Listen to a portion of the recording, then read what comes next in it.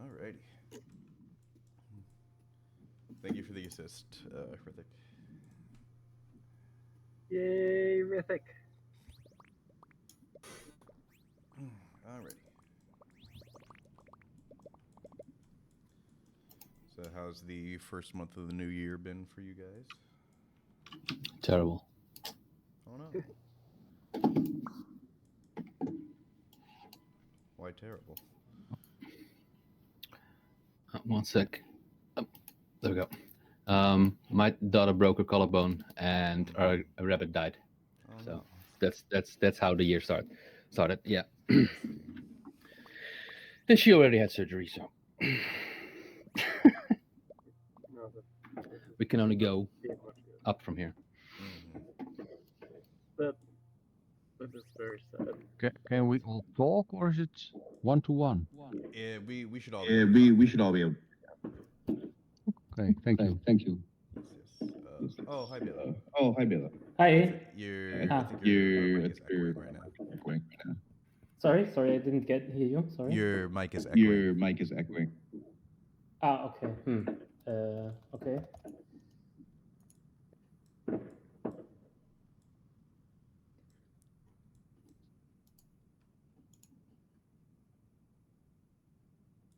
Okay, how is it?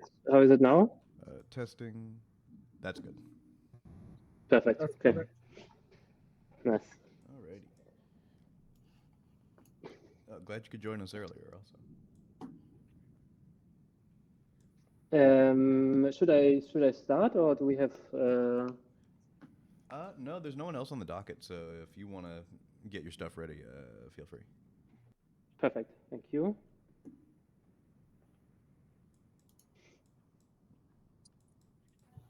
In the meantime, I think there are lots of new faces here. Maybe a short intro round? Sure. Who here is this their first meetup that they're coming to? It's my first. This is my first meetup also, but I'm pretty familiar with lots of XR stuff.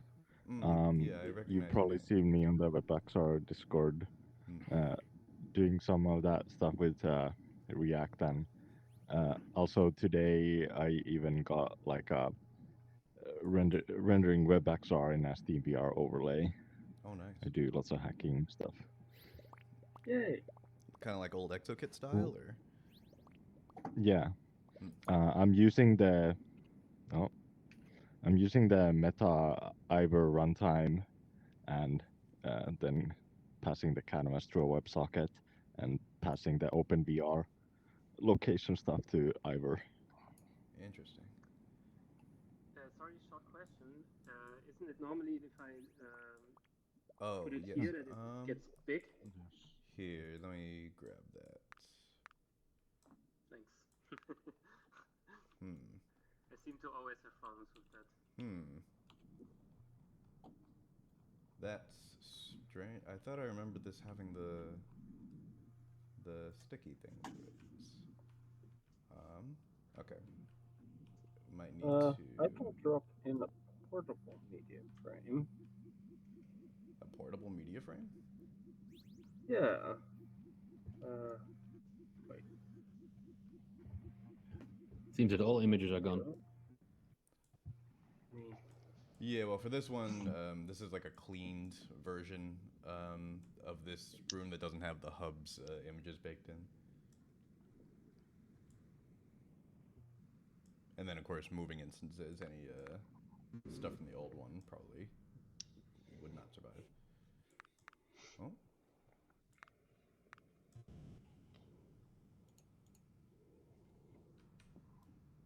Okay, perfect. That's starting to look very good. Nice.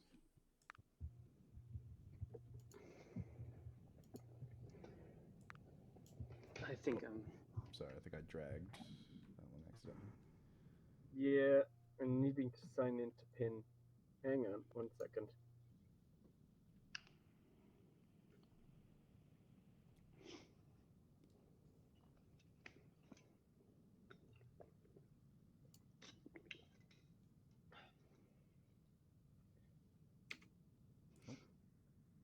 And it's gone. It moved back over here. Oh. I think I moved it. If I touch the screen, it moves. I won't do anything. I tried to rotate and look the other way, but that's weird. Can I put it back? Oh, drag that again. That's interesting, though. I don't meet a lot of people that are doing pixel streaming stuff.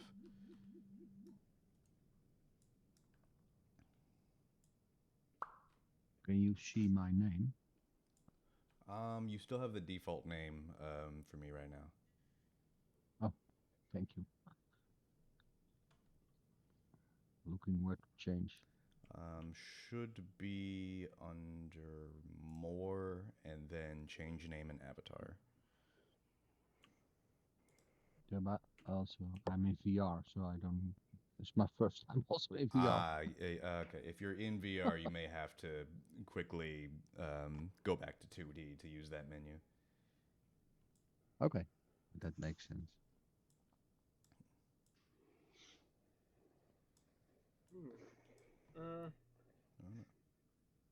M sub. Yes. 2. I don't seem to be getting the login email. Oh, I might have the admin setting that doesn't send new things yet. Let me quickly see if I can. You show your screen on the stream as well, so I'm not sure if you're supposed to. I don't think there's anything sensitive in here. Okay, just warning. Yeah. Right. Features. Yep. Otherwise, if you want that media frame, then you may have to clone the object and pin that one. Okay, I just enabled account creation.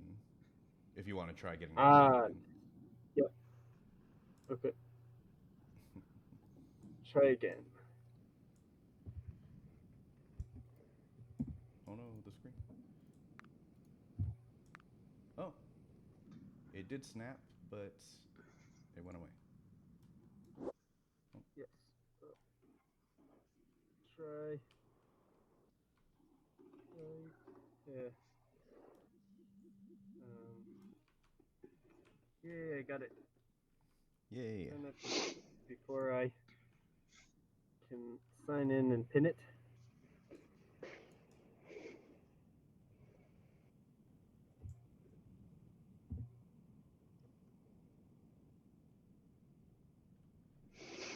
Oop, verification.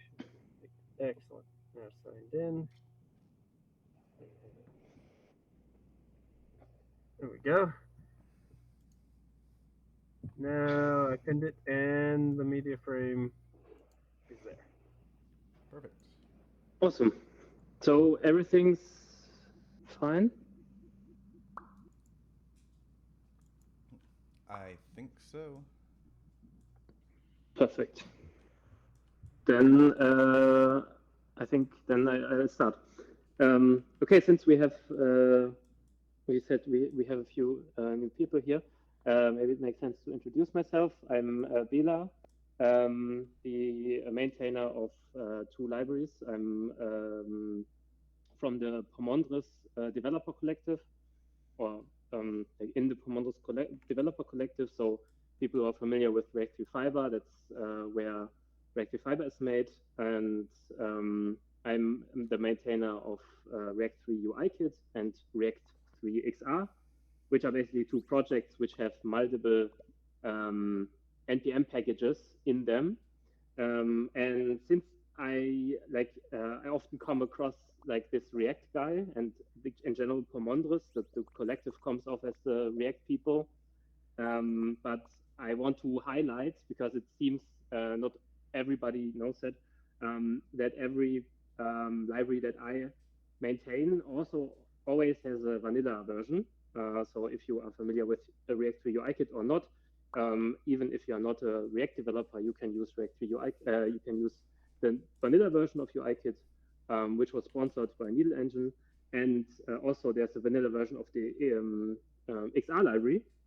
And in general, the XR project, that's what I want to showcase today. The XR project has a new library inside of it. And this library is called React3 Handles. And again, there's a vanilla version called Pomondres/handles. And yeah, that's what I want to showcase. I'm not sure if some people have already seen the Twitter post I made, but I wanted to introduce the concept that I not came up with. I think handles are everywhere. I've made some funny GIFs here, which showcase like we all use handles. If it's like for opening a door, you press the door handle. For scrolling, and you tend like this concept is something that's very universal and allows us to interact with a 3D environment. And React3 Handles, or the handles library, allows to very easy describe a handle and how it interacting with this handle should influence something else. And for that, there are two concepts. There's always the handle itself, which for this example here would be the door handle, and the handle targets the door body. So grabbing the handle rotates the handle target. That's the concept behind it. And you can very easily configure your handle and the target of it, and all the math that's involved will be figured out for you. So I'm not sure who here has built like a way to open a door, but like if you do it for just grabbing with the controller, the math is kind of okay. But if you want to do it for transient pointers, for raycasting with your mouse, for touching with your smartphone, you start to have to do a lot of math, especially if the door is itself inside of a random transformation. And instead of doing all that math yourself, you just configure this handle. For instance, for this door, we basically just wrap the handle, the door handle, inside of this handle component, and we say when we translate, so when we grab and move this handle, this should be converted into a rotation, and the rotation is configured as only rotate on the z-axis, which in this case is the y-axis, but for this demonstration, the whole model is rotated. So it's the local, the global y-axis is in this case the local z-axis, and we configure it to open to minus 100 degree or 0. And the target is basically the whole door body, and we can say to the handle, use the target from the context, which is the surrounding handle target. And I know this is React code, and not everybody writes React code. So feel free to ask questions if it's not understandable. But in vanilla 3JS terms, you would just create a new handle store and provide the same configurations, and then bind it to the handle, the door handle. Yeah, so the final result looks like this. In this case, there are actually two handles, because you can not only open the door, but you can also rotate the door handle in itself. And you can, however you like, nest these handles to build the interaction that you want to build. Maybe up till this point, does anybody have questions about the concept? I guess I can ask, like, I already used handle just to make an object interactable and grabbable. Nice. Is that like is handle supposed to be more for handles, or is it for everything grabbable? Yeah, it's I'm like the name is not like it is not super perfect because yes, it's supposed to be also for just grabbing stuff because your handle target and your handle can be the same thing, and you can just say like enable everything, and then you can use two controllers to grab the object and scale it, which I will show down later. But yes, it is also supposed to work for that. It's in general so a little bit background to that. There was an earlier library where I was the maintainer of. It was called Natürlich. And in that we have this grabbable component, and everybody loved it because you can just wrap your things in the grabbable, and then they were grabbable. But it was you couldn't configure what you want to do. And so handle is basically just the evolved version of a grabbable, where you actually have a very, very high level of control of what you want to do.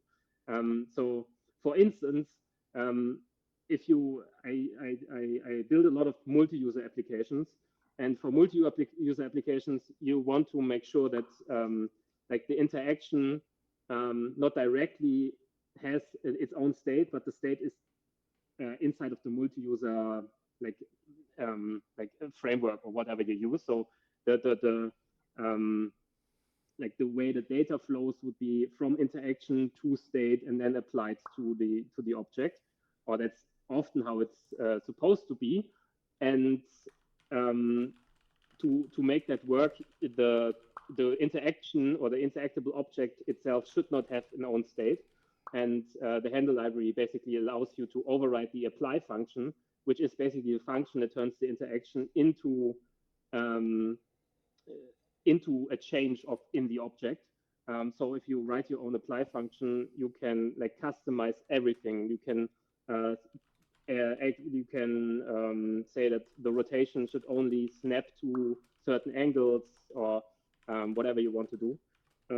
So yes, it's supposed to work for grabbing stuff and but also way more complex stuff. Everything you want to grab, move around, and thus interact with. Yeah, because like when I first discovered the library and saw the stuff, I was like a little bit confused. Like, is this only for constrained grab interactions, or is this just a general grabbing library? Yeah.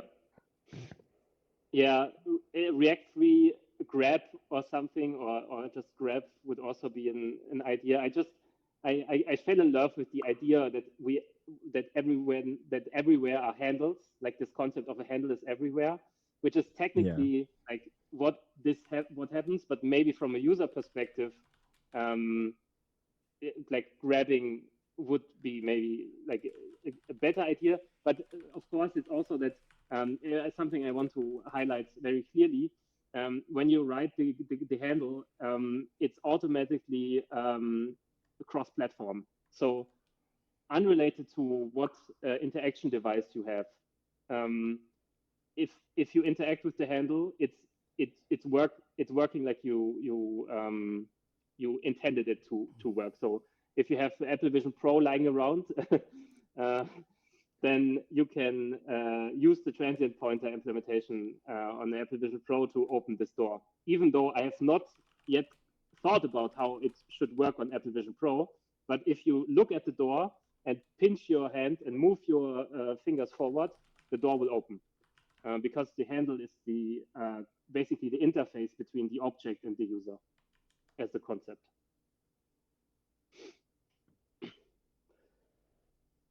Okay, so I want to like this, that the door is basically a very simple example, like 2 lines of code. But to stress test, I built like this editor example, which, as you can see, it works on like an iPad, Apple Vision Pro, MetaQuest. I tested on all devices I have available. You can, if you I will send the link to the docs later. You can visit the editor example yourself. And the nice thing is also that these handles, they work even through virtual screens. So if you click on this thing here and you move the shape up and down, it is synchronized through a store. So you could see this actually as some kind of a multi-user application where there's a global state and two scenes rendered from different cameras. You can modify the camera position, and this all works in VR and AR. So I just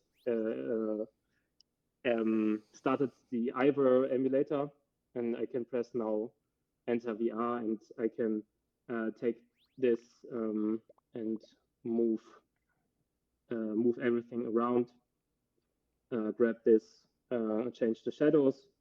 And basically in this scene, we have around 40 handles. And you can grab everything, resize it. Yes.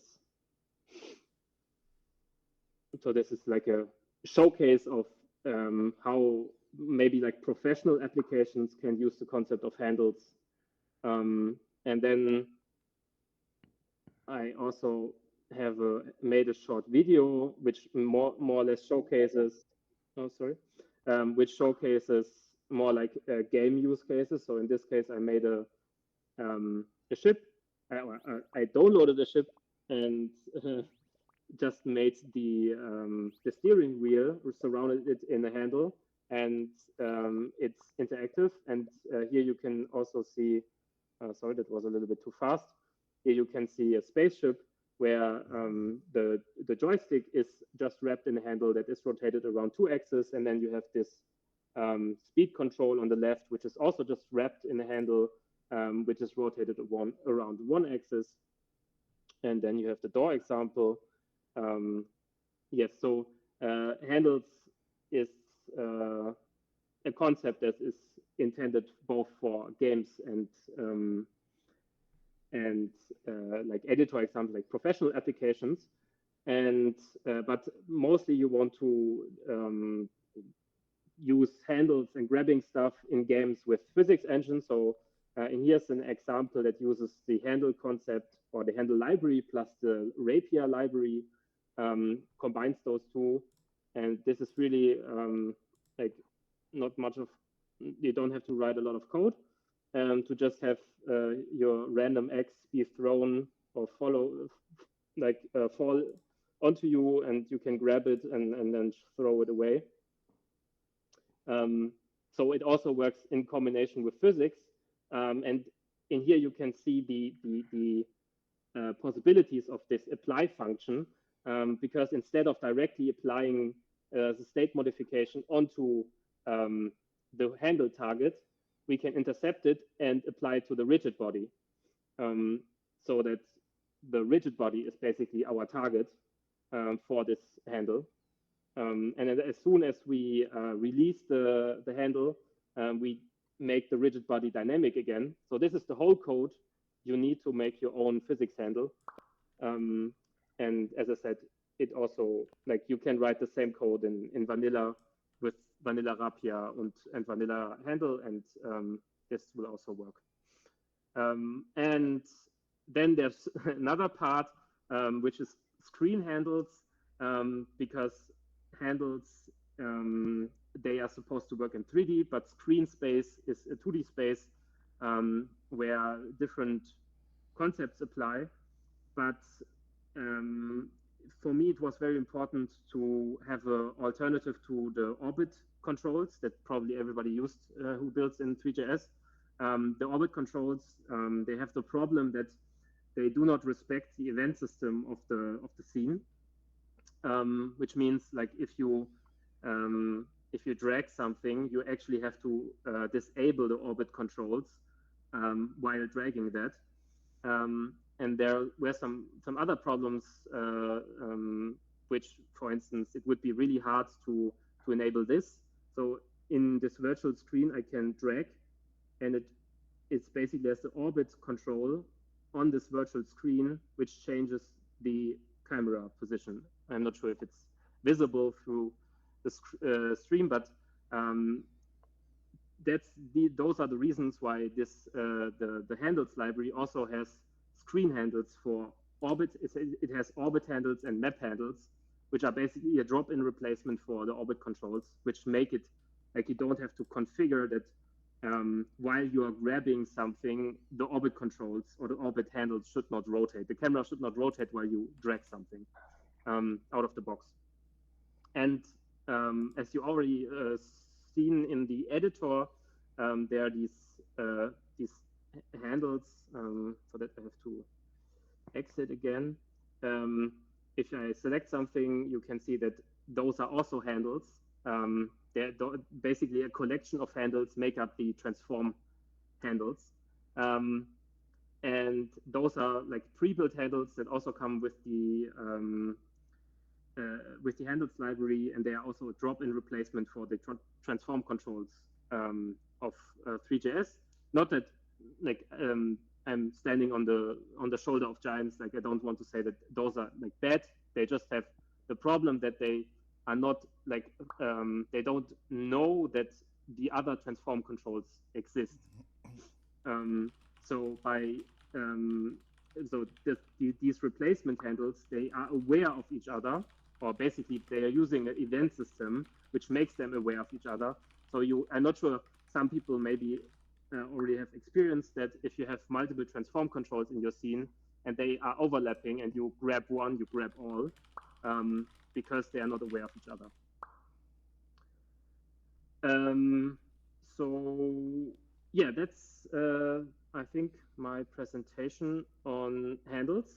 And I know that there's a lot, and there's also more documentation on everything. So down here in handles, there's more explanation on screen handles, pre-built handles for editor use cases, and everything about the handle. I will share it in the screen. I'm not sure if somebody has some questions about the handle concept and implementation. I'm also, like, everything is open source. If you are not using 3JS, feel free to copy it for other libraries and frameworks. Yeah, I'm happy to ask any questions if there are. Well, I can ask. I already asked you before, like, what about hand tracking, and how is there gonna be further development? I guess there will be for different hand poses and such.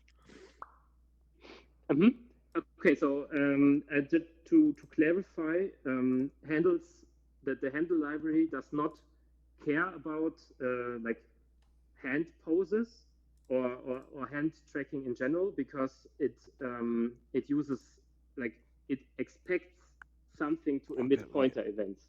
So if you have a library or something that emits pointer events, the handles library will work. Have you not been in our demo before? So I could make my own hand tracking pose system and make that have like a grab pose which event sends a pointer event to handle.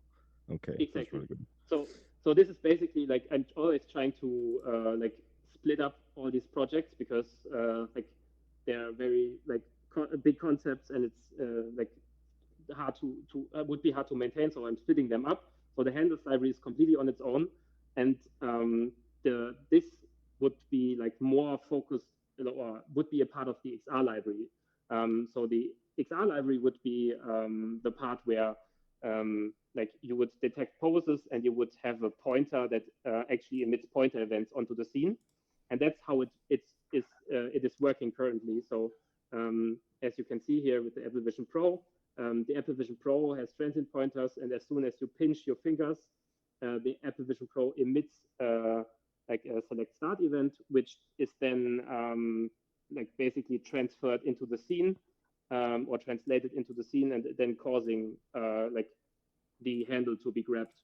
But the handles library does not care if you are using hand tracking or controller.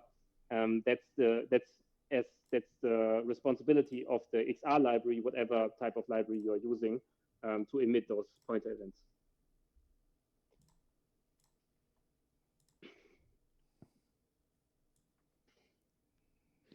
Very nice. I guess I can still make another question. Like, can you tell us like what's next for, or like, is there any kind of plan for how the Poimanders XR and libraries are gonna be worked on? Like, what's next? Yeah, in yeah, support? Yeah. Sorry, you asked that before I skipped to the question. So what is next? I have some kind of document where I have a lot of to-do lists in it, but there are also some issues which basically make up the XR 7.0 release. So from the top of my head, it is body tracking, which is already like an API exposed by WebXR. Just to add that to the XR library, which is already implemented, but I wanted to make the Ready Player Me avatars work as a demo. I always try to make a demo for releasing something, and the bone rotation is different than the WebXR bone rotation, and so I had some just stopped at some point because I was thinking it would take me some minutes to some days probably to figure out the bone rotation translation stuff, or probably days rather. So we have body tracking. There's some like just general maintenance stuff. Then yeah, something like post detection will come. And yeah, I think that's like there's some like just general maintenance stuff, which is like smaller issues. Like currently you cannot really configure how your pointer looks and how the cursor looks when you there's some stuff around that. But yeah, I would have to look at the issues in GitHub to see what are all the other stuff that should come. But I can also write it down for everybody who wants to like stay up to date with these projects. The best way is to is in the Pomondres Discord in the XR channel, where people are asking questions. So I will write down a list of things that I plan for XR 7.0. Yeah. Alrighty. Any other Okay, questions? then. I guess not. Perfect. Then thank you very much for having me. I will post the handle docs in here if somebody wants to read up, and if somebody wants to like have some questions afterwards, just ping me, and I'm happy to ask them also later on. Now I have to figure out how to. Yeah. Okay. So thank you very much. Yep. Thank you for being here. Okay. And I know we had some folks who were having audio issues that seemingly weren't getting resolved by any other fixes. But the RP1 folks also have a room to visit over at this link if we want to hop over there for a little bit. Just posted it in chat. They also posted it in the Discord. Yeah, so I'm going to hop over there, and I will see you guys in a minute. And then if need be, we can hop back here, always. So. Okay. Anyone can build the WordPress of the browser. You know, you can build auto tools. You can build anything you want. You can build avatar systems. Hello, I am here now. Hey, how's it going? Good. How are you? Not too bad. Yep, Your audio is a little bit wonky, but it might be your Wi-Fi. Maybe. I'm also in Hawaii, so I don't know if maybe that is also a factor. That could be a part of it. But yeah, Bela's presentation just finished up, so there should be some more people hopping over here in just a minute. Oh, cool. Yeah, you guys are welcome to use this. Well, eventually, you won't even need to ask me. In about a month and a half, anyone will be able to create rooms like this on the fly. And then just give a link out, and boom, you can come in. Yeah, it's been a while since I was in an RP1 space. It's probably been like a cool. year or so, at least. Yep. Welcome everybody. Hey. Hey, so we have a small bug with the guest. So if you change your name, it does not update. No, that'll be kind of finished in the next couple of days. So sorry about that.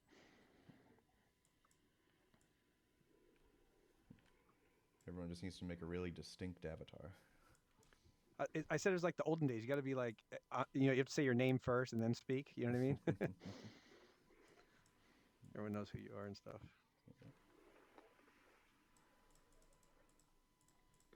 All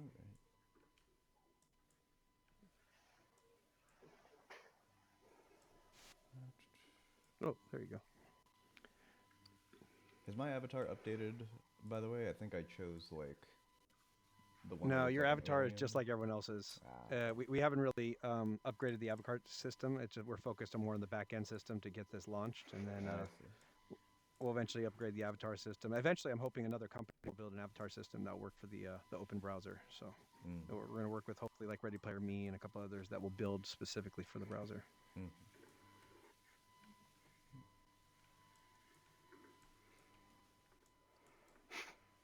Well, welcome everybody. I don't want to take away. Please talk. I don't know who was talking on stage before, but if you guys just want to keep it going, go for it. Yes. Baylor was the only presentation we had, kind of formally. So now it's just the sort of talk shop part of the meetup. Daniel, I'm having trouble hearing you correctly, but He's in Hawaii. It's on my end. No. I hear the same thing. I think he's in Hawaii, so the Wi-Fi or something's going in and out, so it's a little garbled. But I hear you fine.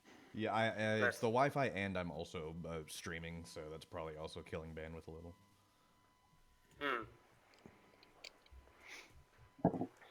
Oh, is there a way for me to paste in URL that everyone else could see and follow?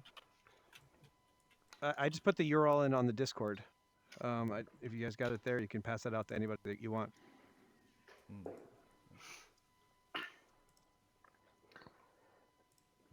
Well, welcome everybody. Maybe an interesting question would be, why did you decide? I like visiting RP1 first time. I'm also on the Discord.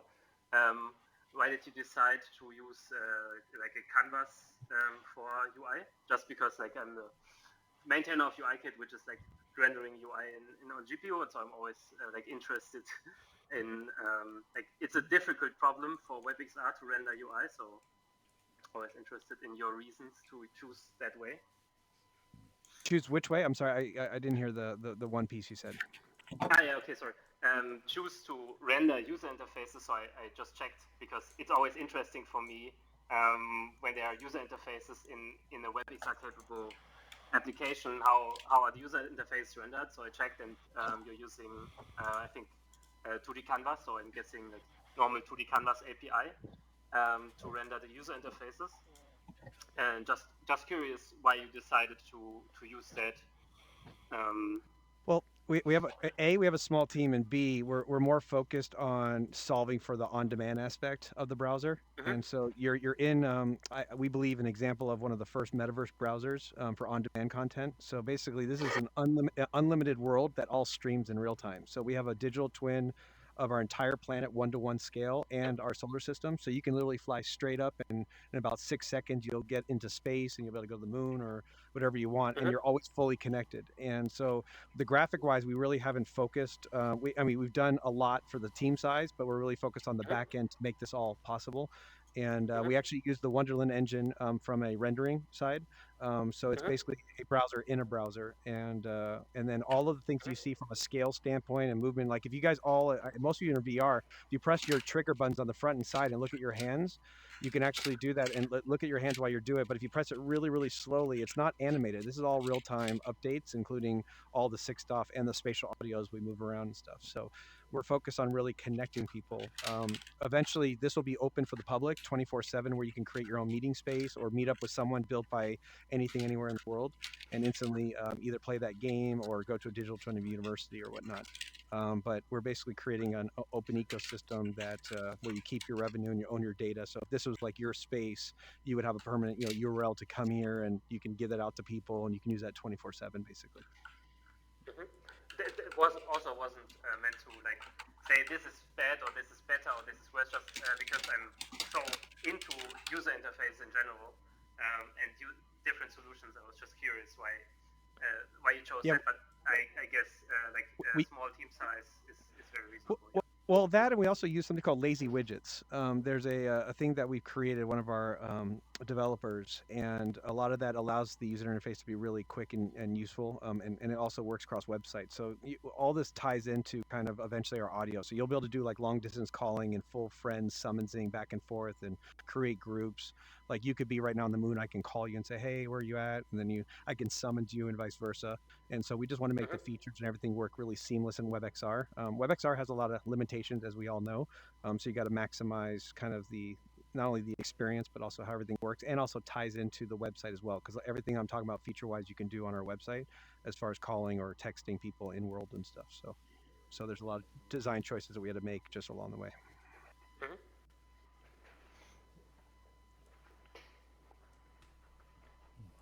Yeah, I'm happy to take you guys on a tour if you guys want to check out other areas, but I don't want to take away from your meeting agenda and stuff. I just wanted to give you guys a place to keep talking. It's pretty freeform. So if there's a location that we can all go see here, since I'm sure this is a lot of people's first time visiting RP1, that'd be cool. Yeah, if you want. So everyone on the top left, there's an icon. If you're in VR, just hit your Y button, or if you're hit the M button on your desktop. And if you see RP1 start, let's all head there, and I'll show you some really cool stuff and kind of the future of like what we believe the internet's going to be like. RP1 start. And just hit go, and we'll all be.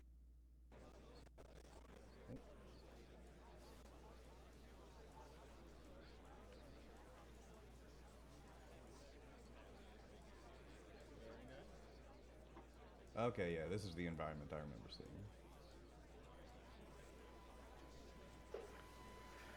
So I brought you guys over here. If you want, follow me, and I'll show you something really cool. Follow me in this area right here.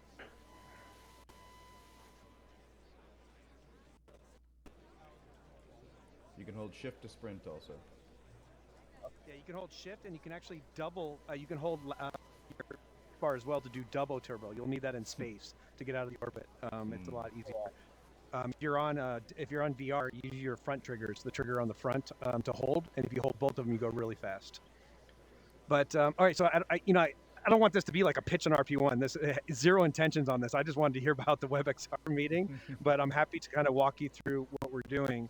I believe we're launching basically the first metaverse browser. And if you really think about the introduction of the browser back in the web days, you had to go to intranets or like AOL and CompuServe. And it wasn't until the browser was built that you built an interoperable ecosystem that we've used for the last multiple decades, where everyone could participate. Anyone could become the WordPress. Anyone could become a plugin or build any component imaginable, including assets. And more importantly, the creators can create their website. They own their data, revenue. They're not told what they can or cannot do.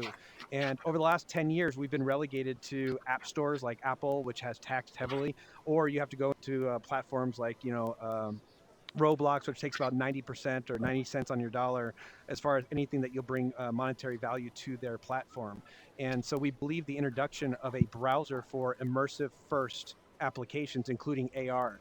And so we imagine the future where AR glasses will just seamlessly connect to a browser, and you will instantly connect to AR applications as you move around the real world on demand. So think of Netflix versus Blockbuster. No more download, install, create an account, learn the UX, and then finally get to the location that you're there for the first place. You literally just click a link and you're instantly there.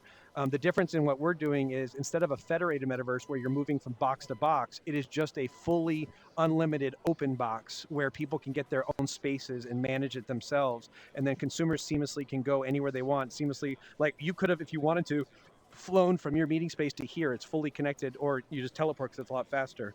The big revelation that we discovered, and we believe the future is the future is real time.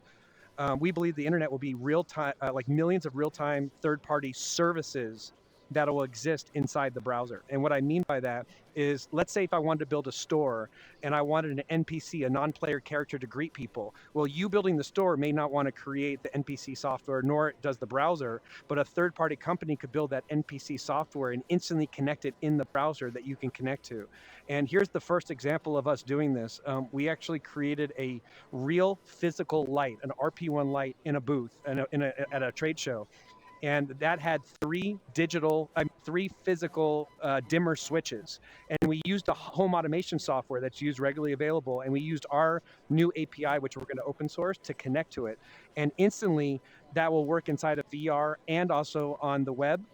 And in real life. And so the booth would be controlled here. I could literally change the booth light in real time if you're standing in real life, or on the web I can control it back and forth. All of you can see what I'm doing and you can play with it. And then VR, you can see how the light changes as well. And in fact, if you want to go to switch.rp1.com, you can actually control it from a website. And the purpose of that is to show that this can be controlled anywhere, and it's running off of a laptop that has absolutely nothing to do with the browser or the audio or anything. It's literally being streamed in from a third-party service. And so we're once we do an open demo, we'll be able to connect to Google Search or weather or just about any API that exists in the world, and you can instantly connect to that inside the browser and use it for whatever you're building. And imagine this thing right here is a chessboard. So imagine you and I want to play chess, and I could drop a chessboard right here on a table, and that chessboard will be running off of someone's servers, and we can instantly start playing chess. And really what this does is it allows for anyone to build any component, and you can seamlessly pick the components you want for your space and use that to play or to educate or train or anything imaginable that you can build, even payments. So imagine eventually be payments or games or a leaderboard service. And it's funny, one of our developers was like, well, this is called a Switch API. Like he made it up, and he's like, well, can I use it for something else? And if you guys want to head over there to the spaceship, I'll show you how he used the same programming to run. And it's nothing complicated, but just shows you how a third-party Switch. So everyone fly over here, and we'll go over this way.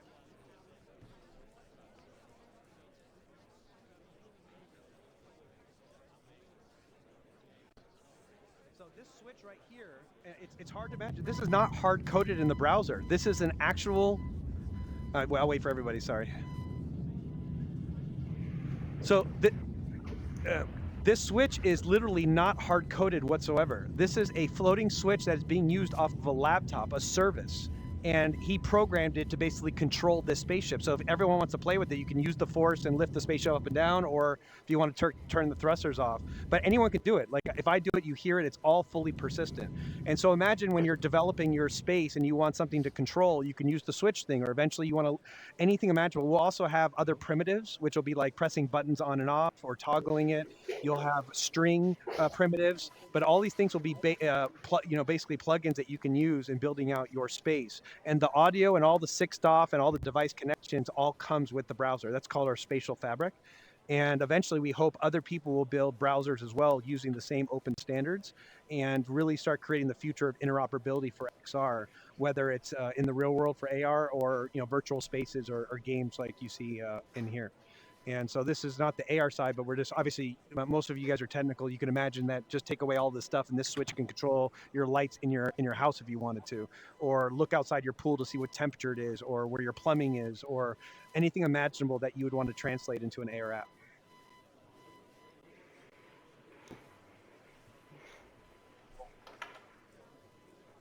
Yeah, and the audio is pretty amazing. Like, if you guys all want to yell, like, hey, like all at the same time, you guys will all hear each other. Seriously, like on the count of three, just yell hey, and then you all hear each other. Like 1, 2, 3, hey! So it's like the audio all gets mixed in real time, and it also has proximity and spatial. So as you guys, if I walk around you, you'll hear me from your right ear to your left ear. All in real time. You saw how we teleported to the space and instantly you saw everyone, could hear everyone instantly. It's all pretty darn quick as far as the usability. But right now, if you guys want, you can fly other places. We have lots of places set up for demonstration. If you want actually here, go to location, go down a little bit and go to the lounge. And if you want, I'll meet you guys all there. I'll show you a little bit better graphics and stuff.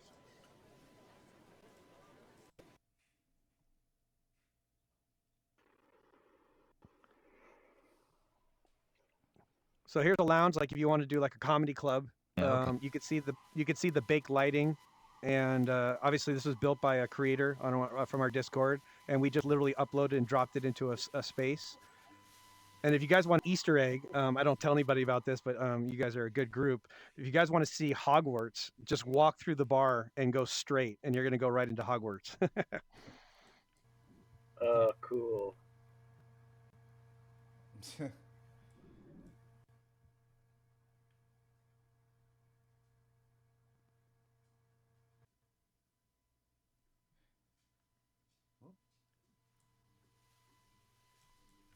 So this is a great showcase of WebXR. I mean, I have to give the Wonderland engine massive credit on the rendering aspect, and everything else is running on the RP1 system as far as all the scale, the programming, the maps, all that type of stuff.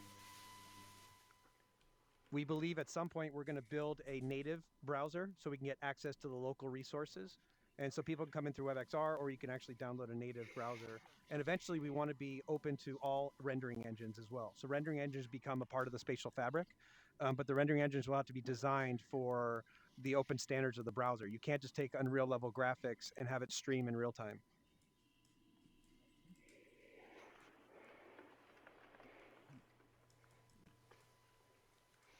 Very cool. I have a question. You mentioned games. Yes. Like me building, me as a developer, I want to build a game. So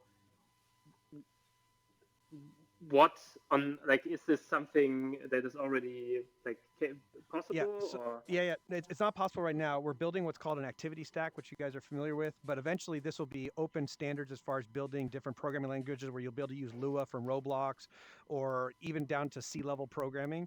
And so you'll be able to program any imaginable games and have it interjected inside the space. You'll be able to create also massive space games or race games. You might, the low latency we're not focused on right now, but the social gaming aspect would be fully doable inside here. And anything from cards to chess to checkers. Like, we're gonna put chess or some type of game in here when we do the open demo, where everyone will be able to go play instantly, no matter where they're at in the world. And then the goal would be is eventually you can create your own space, and then you just connect to a chess service, and then you can use that anywhere you want to. So that way millions of people can have their own homestead and play chess if they want. But once we get our activity stack, then we'll invite people to start programming. But the services, you'll be able to start building those very soon. But services could be anything from, looking up at the real sky through your mobile device or eventually air glasses, and connecting to a real-time service that says that airplane is like United Airlines flight 251 or something. Services could be a vending machine service. It could be an airport service. When you walk into the airport, it greets you and says, it draws a line and tells you how to get to your gate. These are all things that we built by different companies and people all over the world. And you use the browser just to seamlessly connect to those services. Nice. And so you mentioned social games. So if I would want to build something like, I don't know, Counter-Strike, so those types of games are the games that really require low latency. Would there be a way for me, because yes. I think what you built with the audio system is amazing, and something that most multi-user applications need. Can I build my own, I'm building Counter-Strike, I'm using my own network stack because I need this best latency. I gotcha. Yeah. So there's two things. We're open sourcing and being transparent in everything we do, except for what is called our database, which gives us the scale. And the only reason we can't give that out yet is that once people learn how we've solve this massive problem that no company in the world can solve, they're going to, we won't be able to compete against Meta or Apple or this. So we want a big head start using our technology. Right now, we can scale. This system right now is capable of 100,000 concurrent users in this space, including audio and sick stuff.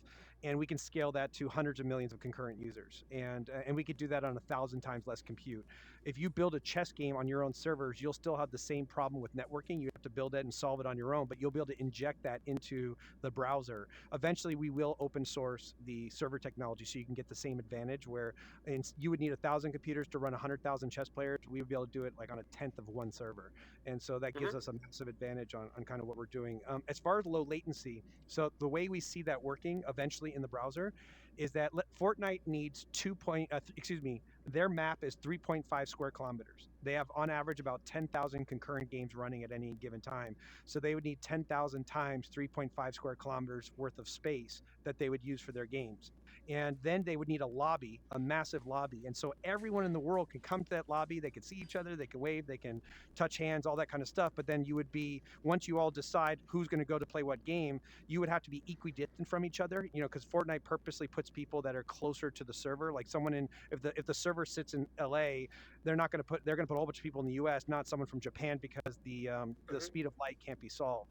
And so basically they would go off onto a server, play that game, and then come back to the lobby when they're finished. So there's a way to still replicate the same way that you play Fortnite using the browser, but that's just not something we're focused in the first couple of years right now. We're going to be focused on just creating unlimited content and making it easy for everyone to create.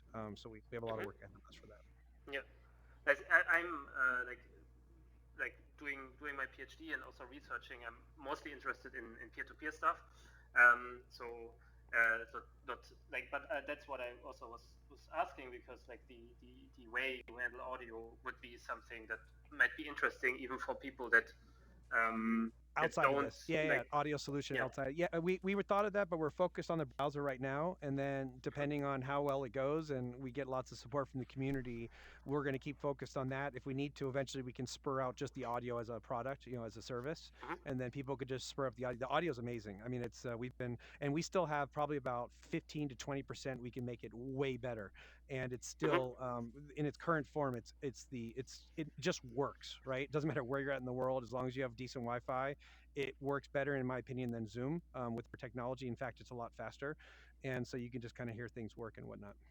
The cool thing is, if you guys open up your menu, I'll show you one thing. You see the tray, the sys tray right in the middle. So that's in VR and also on desktop.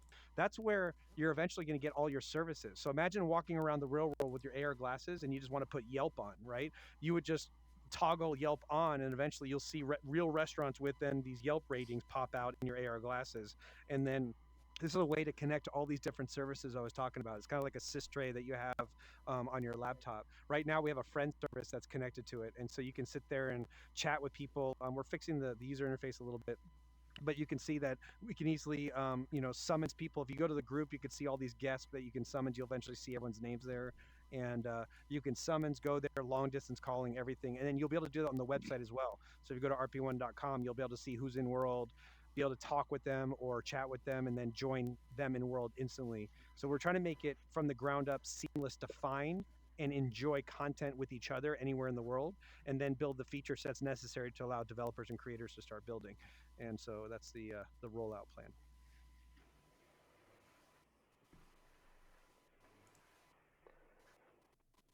But when I say digital twin of planet Earth, a lot of you guys are probably rolling your eyes. So there's two things you can do, and I suggest take the next 30 seconds, and I want everyone to look up and just fly into space. I definitely use your double turbos, but when you're done, meet me at the space station, which is a location that you can select, because you can't find each other in space. It's a lot harder because it's just massive.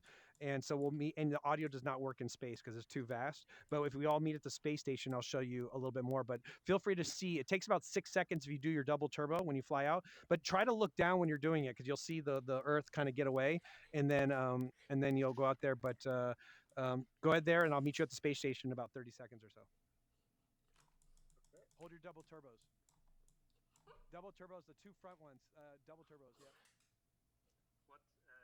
Double turbo. Are you on? Oh, you're on desktop, so it's I think it's shift and spacebar. Hey. So look up and space.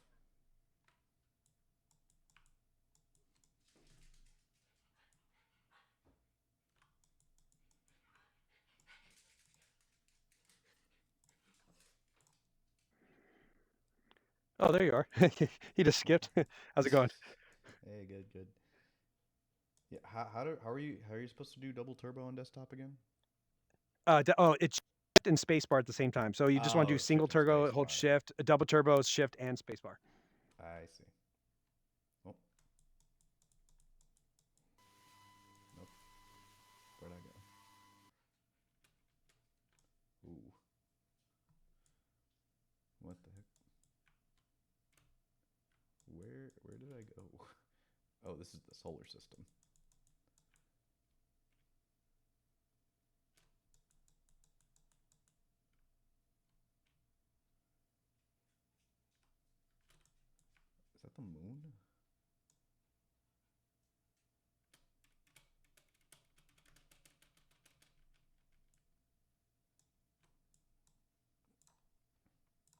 in orbit with Earth. So that's why you don't see Earth moving. If you were to fly, don't do it right now, but if you were to fly a little bit higher, you would actually then be actually in space and you'll actually see Earth orbiting. Right now, we're just in its gravity or gravity pull. We're inside of its actual orbit. So that's why you see everyone. If you see the pins down there, oh, here's the sun come. So now the light's coming. If you everyone look to your left, you can see Plaza and Ottawa down there. You literally can fly back there and we can meet at any one of those locations that I told you that we have pins for like RP1 start. It is fully connected. It's the first real fully connected persistent ecosystem where literally you can have 100 miles in that direction or 1,000 miles. The game of racing game or a digital twin of something that we can all meet up with. You have a question? Or are you just No. waving? I'm just waving. Any questions about this? Sorry, I missed it earlier. What's the double turbo key combination? Yeah, are you on desktop or VR? Which one are you in? Desktop. Desktop. It's shift and spacebar, and you can go anywhere you want. You can go to Spacebar. Okay, got it. Yeah. You just hold one to go a single turbo, and then double turbo is holding it both at the same time. There they go. But pretty cool. So right now you're in Earth's orbit. If you were to fly straight up a little bit, once you get out of Earth's orbit, it's pretty amazing. Like you just see it rotating because you're sitting in space. But right now we're rotating with Earth because we're still in its area. But it's you can literally go to Neptune or the moon or whatnot. We're hopefully going to partner with NASA to outfit all the planets with the craters and all the real life things. The whole purpose of this area is to have true one-to-one of real life. So that's where AR applications will exist. So if you own let's say the Louvre Museum, you'll automatically be able to own or have access to your space and own it and be able to upload assets, create your own AR services that you can connect to in the real world, or people from remote can easily go to the Louvre and see it. And then the cool thing about the browser is imagine someone comes in VR remotely, but someone is in AR glasses actually in the Louvre, and they'll be able to see the person in VR and vice versa and speak with each other as you walk around. And so the browser basically solves the interoperability from the ground up to enable all these applications to coexist with each other along with anyone in the world to share the experiences.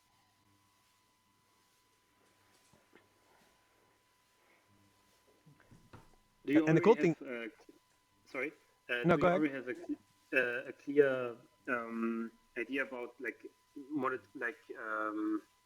guess business model, but like what do I pay as a developer who is making money potentially? Like it's going to be as cheap as hell. We're not going to wait. You keep all your revenue and you keep all your data. We take none of that. All we ask for is think of us as like the ICANN. So we help the map system. So you pay us a fee that's going to be close to the cost of running a website. And so depending on how large or small of a space you need, but if you needed a space that's like the size of your home, you're talking about like $2 a year, and anyone in the world will be able to use that 24/7. And then if you need something a little bit bigger, maybe $50, $100, it's gonna be very, very inexpensive. Obviously, if someone starts taking advantage of and streaming data, there'll be some data add-on cost depending on if you have like millions of people or you're kind of taking advantage of the system. But eventually there'll be streaming services from third-party companies that'll help you stream like video inside here. But these are all going to be built by other companies. Moderator tools. People can become the WordPress of the browser. You can create an avatar system in here. But the whole point is, if you build an avatar system and he wants to build it and she wants to build an avatar system, they will all confine to the browser, meaning that now consumers just pick an avatar system based on how cool it works. And then if a creator creates a t-shirt, in theory, that t-shirt should work for all avatars if they're built to be interoperable. Does that make sense? So eventually you can have hundreds of avatar systems, but they're all conformed to the standards of the browser, and it solves the interoperability from the ground up. That's kind of the goal, because I don't think you're going to get interoperability solved by creating things that float from one platform to another. It's just hard to get platforms to agree on the different systems and whatnot. Makes sense. We can go check out another location. Here, let's see where else you want to go. This is not the greatest, but it just shows you kind of a digital twin of a city. We can go to Ottawa Sky. If you want to just hit Ottawa Sky, and we'll meet there.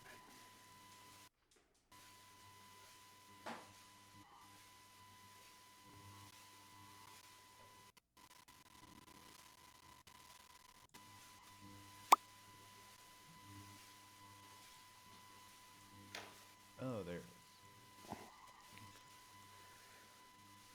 is. So this is Ottawa. We just pulled this off some free assets that were on the web. It's to show you that you can really bring in a one-to-one scale of this type of stuff.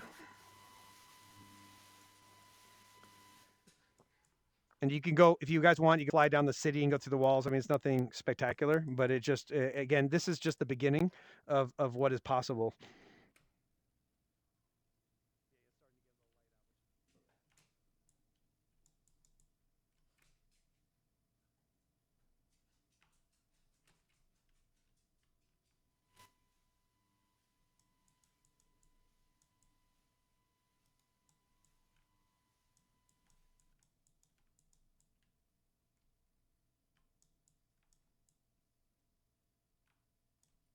I've lost them.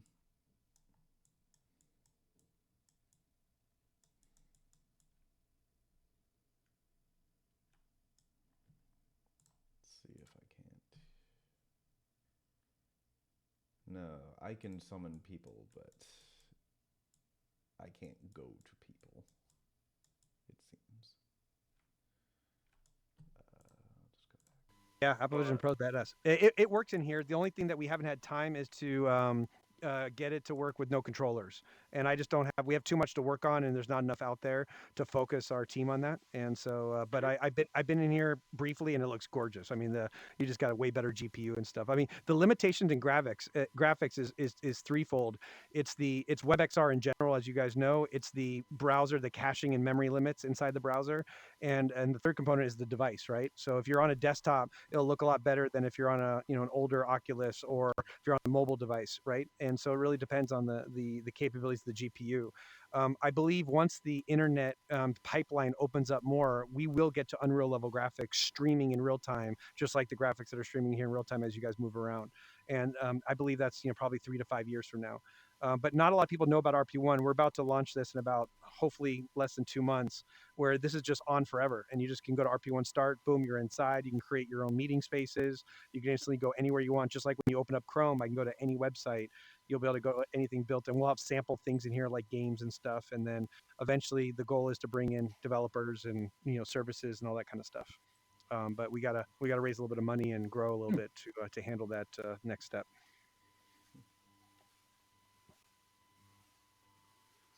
You guys are so quiet. The audio works. You guys should be all chatting, or like chatting. It's like you guys are like, I know you're taking it in, but the whole purpose is like real life. Like, what's up? You know what I mean? Or like, hey, I got, like, you can walk over and be like, hey, come over here. I want to talk to you for a second. And you can literally just walk over, and we can step over there and do our own thing. The audio itself is pretty cool. If you guys open up, you can mute your mic, and you can also mute the in-world sound. But do you see crowds meeting in normal?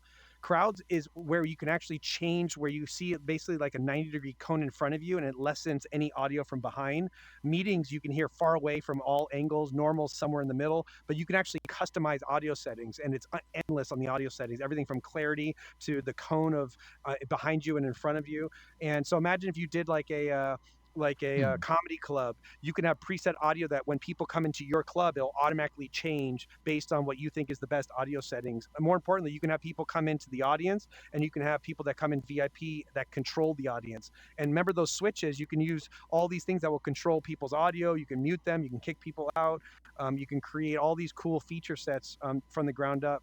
You can do digital twins of convention centers with literally hundreds of thousand people roaming around, and I can handshake all 100,000 people. There's no sharding whatsoever. We've solved, there's no more instancing limiting to 15, 20 people. Like right now, you can bring in as many people as you want and easily connect and talk to everybody. And so we're trying to basically create the technology that makes it more for the masses than just kind of early adopters and stuff.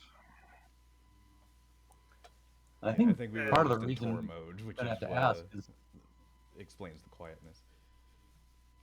Wait, say that again? I think we were just all kind of in tour mode.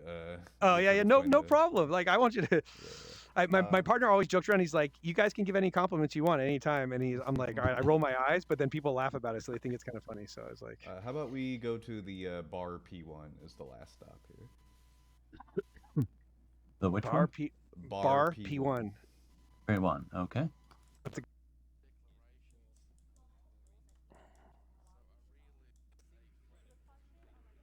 You guys got to come into the bar. Just walk right into this door window. You can. Can we play pool?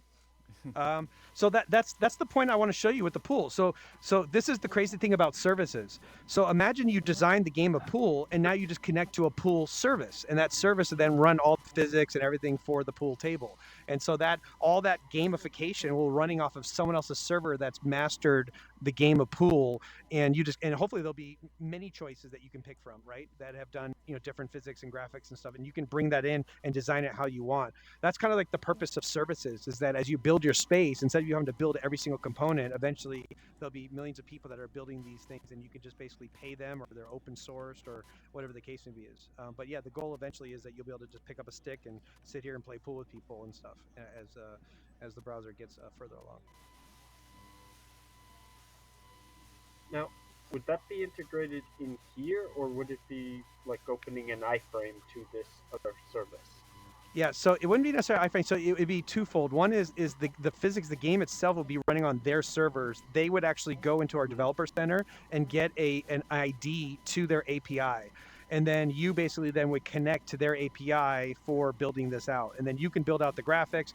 As far as building out the graphics, that could be eventually there'll be in-world tools to build out, and also full-on tools like Unity like style tools that you build, and then you can upload into the browser and have it run. And so that it's just all those components need to be put together. That's kind of like our next phase after our open demo to head down that path. The services, okay, we're gonna be ready to do the services much quicker.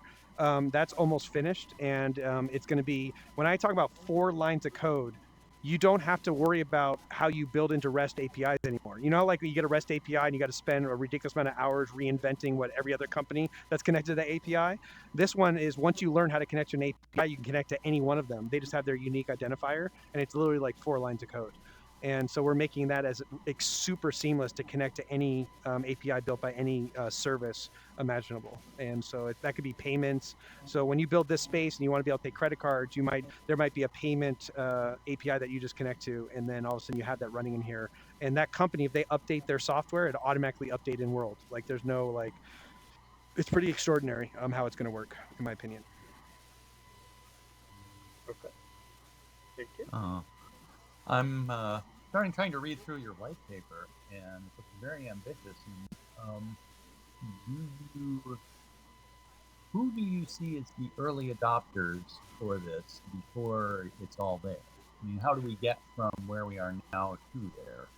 Well, the low-hanging fruit is the first product that we're going to have, which is the meeting spaces, like the one I shared with you guys. So anyone will be able to go to rp1.com. As long as you have an account, you'll be able to create a meeting space instantly, just like a Zoom call, and be able to send that out anywhere in the world. So we believe that's a product people will start using right away.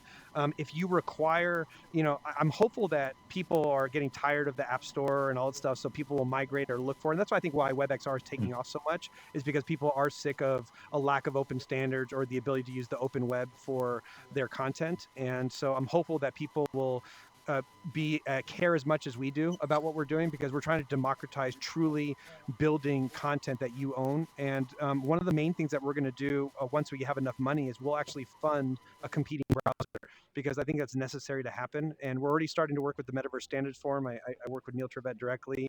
And so we don't have the bandwidth to really force all the open standards, but no one's starting this conversation. So I think we're the first to not only have a real demo that I think is mind-blowing, but I think we're trying to bring in eventually everyone together to decide these open standards around how the browser functions. How do you connect to, how do avatar systems work? There should be like a working group for avatar systems. And right now, with most metaverse type open standard type stuff, they're solving for a federated metaverse, which is basically, how do I connect a whole bunch of intranets versus actually building the actual internet. And this is actually from the ground up trying to solve, instead of trying to conform to all these multi-billion-dollar platforms that really don't have a care to actually be open standards, we're trying to build basically the browser that solves it from the ground up and give the power back to the creators and developers. And so we're hopeful that we don't have to force our people. I'm hopeful a lot of people will want to help us along the way, and not just us, but be a part of it. Like they can build tools, they can build components, they can build moderator tools. Because if you wait for Roblox to build it all, you'll be hundreds of years. If you open it to the entire world to build, we're going to have a real metaverse, in a decade, or even sooner. But I mean, when I say real, like a full-fledged one with all the features and all the unique things that need to happen on the open web. But the other thing also, which gives us a leg up, is that if you want more than 20 people in VR and have a stable product, you can build anything in here and have thousands come to your space. So we don't have a lot of competition in that area. So hopefully those type of developers will hopefully flock and build really cool things that can't be built anywhere else. Yeah, I mean, there's a lot of solutions that can do a meeting for a dozen people, but if you're talking thousands, that's a lot harder. So I Yeah, don't know, but you might look into public events. there are meeting spaces, but I would say very few and far between that have a very little friction. And do you notice, like, I just created a link? Yeah, you can go to, and look, this is not bad mouthing because I think we're all pioneers. Like Engage VR and Spatial and all these things are all pioneers in the space and have built unbelievable stuff. We just believe that the future is really heading towards the browser, no different than it did for websites. And so for me, it's more about making something that is completely frictionless and seamless for consumers to get to the content or meeting spaces. And so to be able to put a link out and someone can just click that link and instantly show up here without creating an account, without having to go through any hoopla, it was just seamless. Just like how you guys got in here, you clicked a button and boom, you're in a room, and now you can easily teleport or go anywhere else you want once you're finished with that meeting. The whole goal of the idea of the metaverse, which I'm assuming we're all on the same page, is that it's a fully contiguous world and we can seamlessly move anywhere we want. I think right now we're just working with boxes because that's how things are programmed today.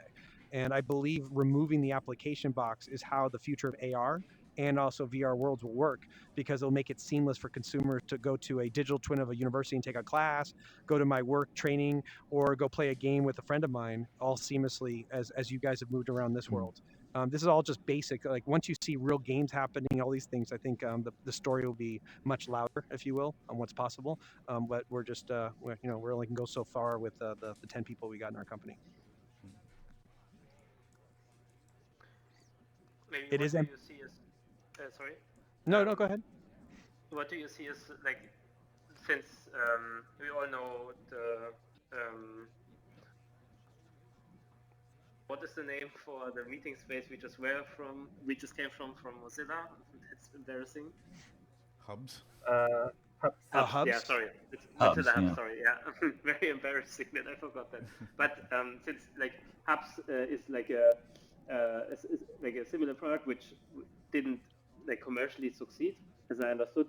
I'm not too deep into the reasons, but where do you see is like, how do you see like being able to do better marketing, or like where do you see the difference in there?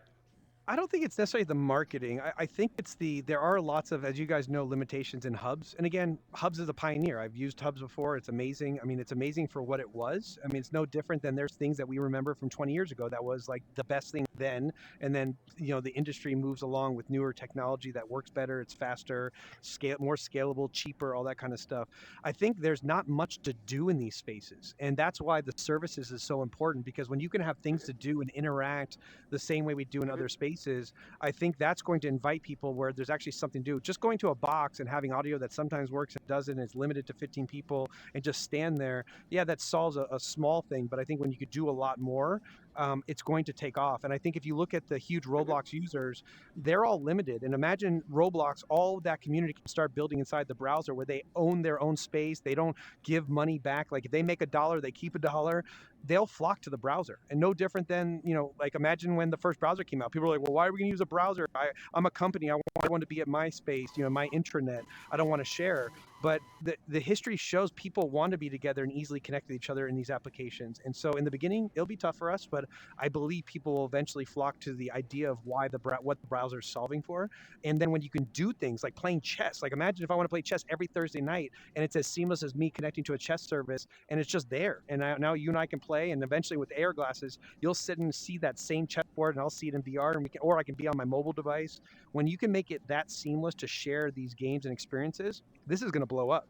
It's the social connection and the lack of sharding is, I believe, one of the biggest problems. And if I can be easily connected to anyone, anywhere, anytime and play games, that's very difficult today. Like if you're not on an Xbox and have their services or PlayStation services, it's hard to connect with people. This is just the open web. I can just literally start playing backgammon. I can have a game of hearts. I can have a poker table. I can play. I can set up my own 10-person poker table and run it off of any device. It's endless on what's going to be possible. And I think when you open that up, you're going to take Fortnite and Roblox and move it into real world applications. then you're going to see, I think, this take off bigger than we've ever could imagine. Thanks. So I understand that the activities, they will, I completely agree that like being able to do stuff in here, multi-user applications games, brings a lot of value. Agree. Imagine building an escape room in here and instantly having 10 people that can just pop in on a click of a button, and instantly they're in the escape room. Or I go into a lobby that greets you with an NPC and says, "Hey, you want to go?" The first 10 people in that room, because you have your party, go in there and the game will start. And then all of a sudden you have a new user interface that tells you how to navigate the escape room or something like that. Like, it's endless what you can build in here with zero friction to get to your consumers. Like, to me, that's what I'm excited about. Like, where I can call my friends from college and be like, "Hey, you got to jump in here. Let's all play this together." And everyone's like, "Oh, but wait a minute. Do you have a PlayStation? No, I can't go. Or I don't have this. Or no, you have to have a VR headset. Or no, I only have a desktop." Like this erases all of that friction and basically says anything you got, we can instantly just start playing with each other. And that came off really bad, by the way. But we can instantly play games together and do all these things. And so to me, I think that's like badass. You know what I mean? That's really what gaming's about. Remember Pogo and like Club Penguin on the web and stuff? It was like an easy way to meet and find people. This just takes it to a new level where I can actually be as close to reality as possible and play those same games, even though we don't live in the same state, country, continent, whatever it is, or planet eventually, right? With Elon Musk. Uh, I agree, but I just want to state for the record that that exact example already was done with Imedu, which was built on top of Hubs. It still is, actually. And at one of the Hubs Friday meetups, we all went and did an escape room in one of their rooms. Yeah. Well, listen, I want to be clear. A lot of components in here exist elsewhere. We haven't it's bringing it all together to work. Like a website existed before browsers, right? But it was the browser that unlocked and more importantly, how do you move from an escape room and now go to my digital twin of a university to take a class that I'm late for at 1:00? You know what I mean? And have that seamless idea. And that was the original idea of the metaverse. And so I agree with you. You can do a lot of things that I'm talking about in its own space and with its own limitations and its own thing, but there's nothing that's widely used or easily adoptable by the masses, right? And that's why I think we have a massive problem with XR, because there is too much friction to get into all this different content. Oh, you want me to go to Hubs? It's like me saying, "Hey guys, I just built something in Roblox." You're like, "Oh my god, I want to check it out." I'm like, "Have you been there?" "Oh no." "Oh, so you have to go download the app, you have to install it, you got to create an account, you got to create your avatar, you got to figure out the UX, and then you got to remember how to even get to my thing that I invited to you in the beginning." Versus, "Hey, here's a link," and we all jump in and start playing the same thing that Roblox is creating.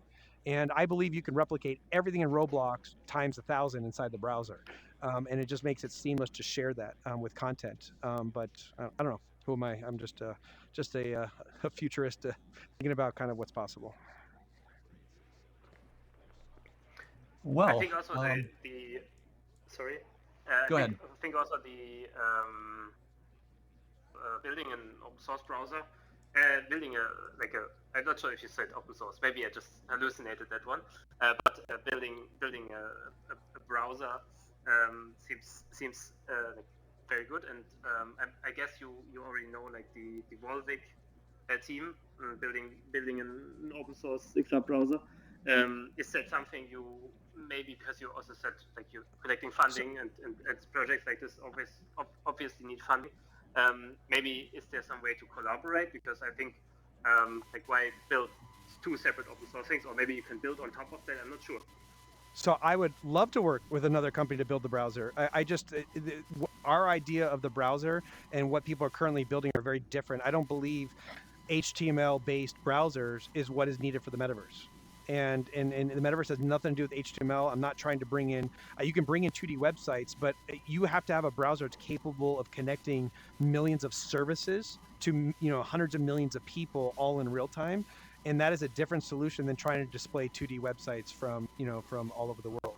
And so it's not just about open sourcing a browser, it's about a browser designed metaverse first on how to actually build and display real-time content and gamification and all the stuff that we're kind of displaying in this demo or walking you guys around.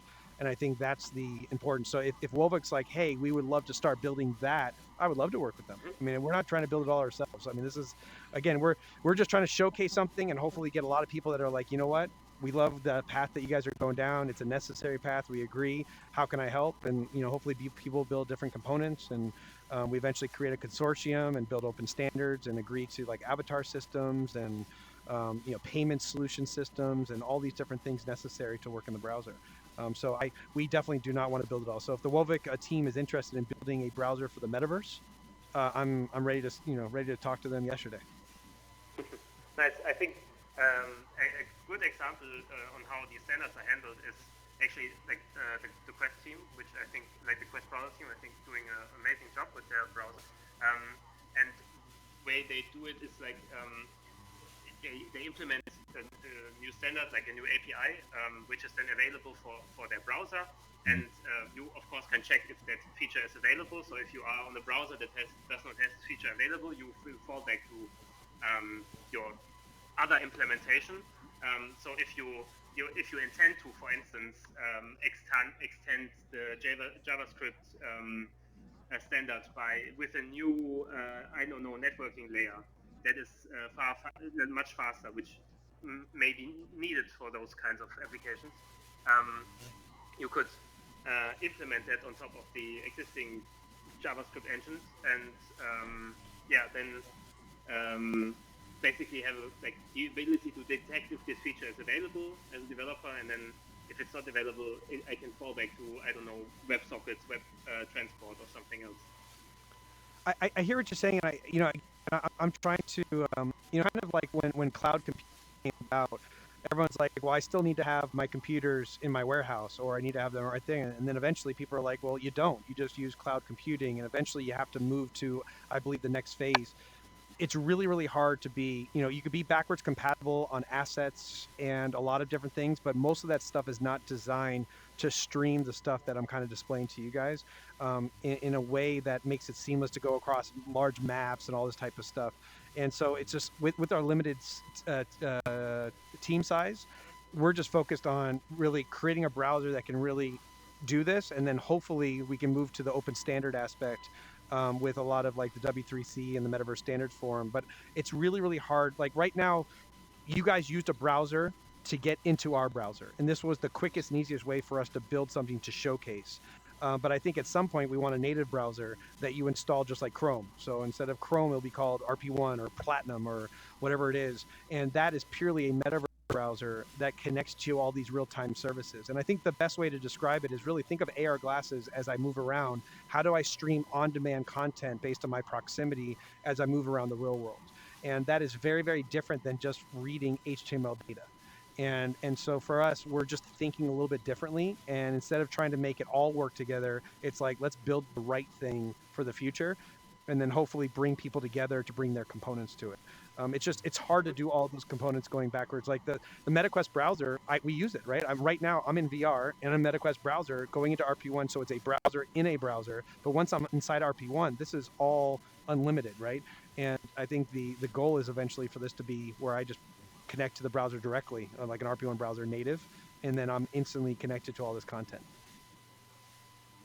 Okay. Welcome. I'm going to leave this open if you want. You guys can go anywhere you want. The one place I think you guys haven't gone, which is pretty badass, is the Plaza. That's where we actually have real bots. And let me remind you, the bots are the same way you logged in. We created a service of bots that log in separately from our entire dev center. And they log in, they have scripted movements, so they're moving 100% of the time, and they also have their own audio tracks. And so what I suggest is if you open up your menu and click the little settings icon, make sure your avatar count is all to the right, all the way to the right, or at least 3/4, because we're gonna eventually that'll be defaulted, and then you can you'll see all the different bots walking around. You can walk around and see all the audio and really get that immersion and I'm not saying that we always want lots of people around us, but it just shows the performance of the system and stuff. But you're welcome to go there, and you can go anywhere you want. Go check it out. I mean, it's my open house for you guys. Avatar count? I'm sorry? Yeah. avatar count? What is that? You said So have it right now you for can device? so each device has its limitation on how much it can handle, right? So WebXR in general.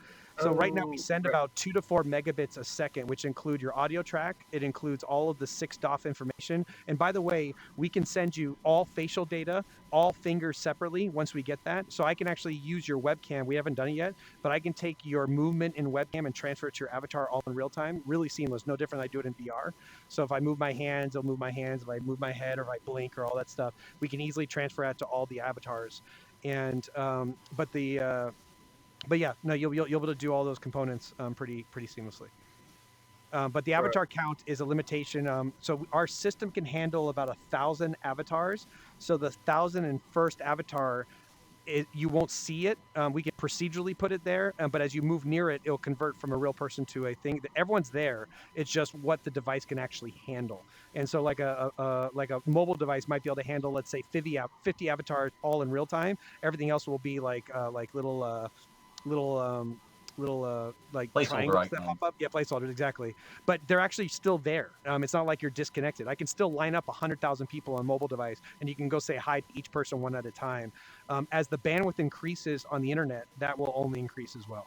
And so, if you did a concert, let's say 50,000 real people, you can have, let's say, 250 people show up or 1,000 on desktop, and you'll see all of them in real movement and everything. Everyone else will be procedural, but if I teleport or start moving, my count instantly changes. So as I lose an avatar behind me, I gain one in front of me, that type of stuff. And that's also, it'll be all customizable if you want. But right now, the avatar count, we can set it for a higher limit. And it's all based on the quality, so you don't have a lot of latency, all that kind of stuff with the audio and everything. So you definitely have bandwidth issues when you're dealing with the browser because your pipeline's only so big. You said that was the plaza? Yeah, the plaza. If you want, we can all go there. It gets pretty noisy, but I do suggest you could put it on crowds because it does get noisy. So make sure if you want to change your audio setting, you could play with it, and you'll see the audio setting's pretty badass. When you put it on crowds, you'll actually hear way less in back of you, but as you turn your head, you'll actually hear people where you're faced and stuff. And and it all happens on the fly. And the other thing before we all disperse, you guys are welcome. Like, if you just give me a heads up, you guys are welcome to use this for the monthly meeting.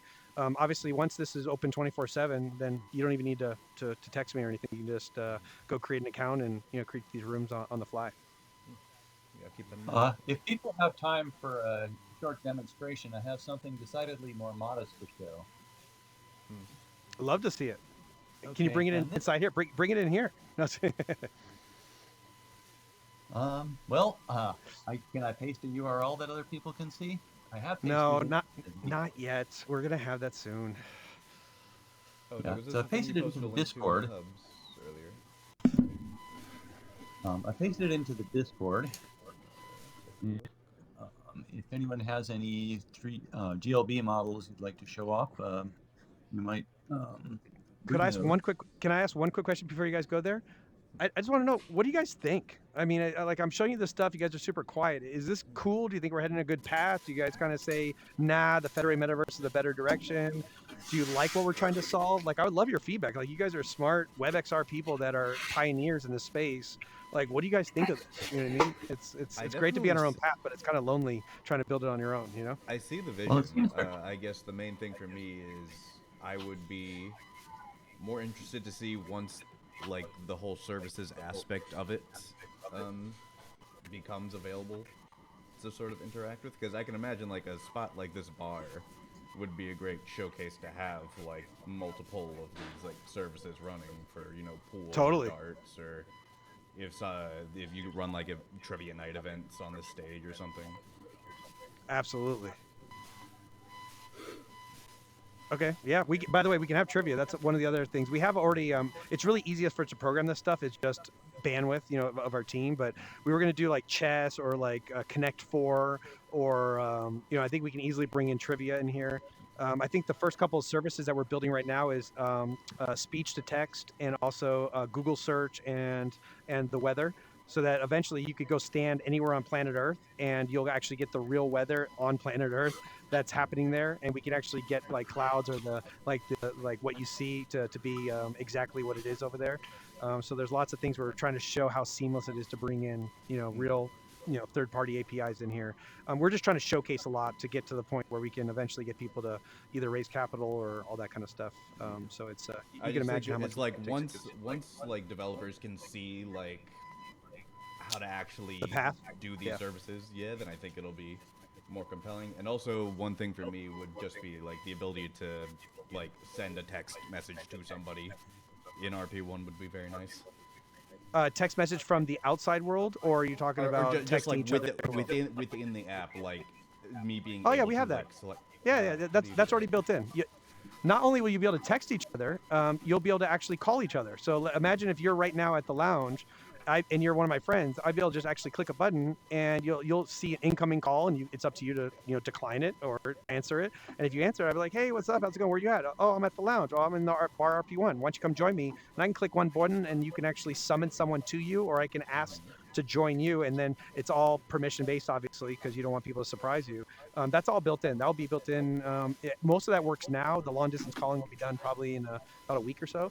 And then, so all that's, in fact, if you open up the friends list, you can see a part of it right now. Are you on desktop or in VR right now? I am on desktop right now. So do you see that thing in the middle with the little like arrow down? Click that and then click the friends thing, and then you'll see that pop open, and you could do a full chat there. So if you were there, I can actually chat with you, all that kind of stuff. But we're fixing the user interface. How would I chat with somebody? Because I just see the list of people, and I think a summon button? Yeah. So it's guess right now. Oh, well, the summons button is that you can summons people to you, and then that allows you to join friends. But this will be a little bit more intuitive. This was just the one on our website works amazing. They're right now just working on that right now. This is one of the last components that we're finishing up.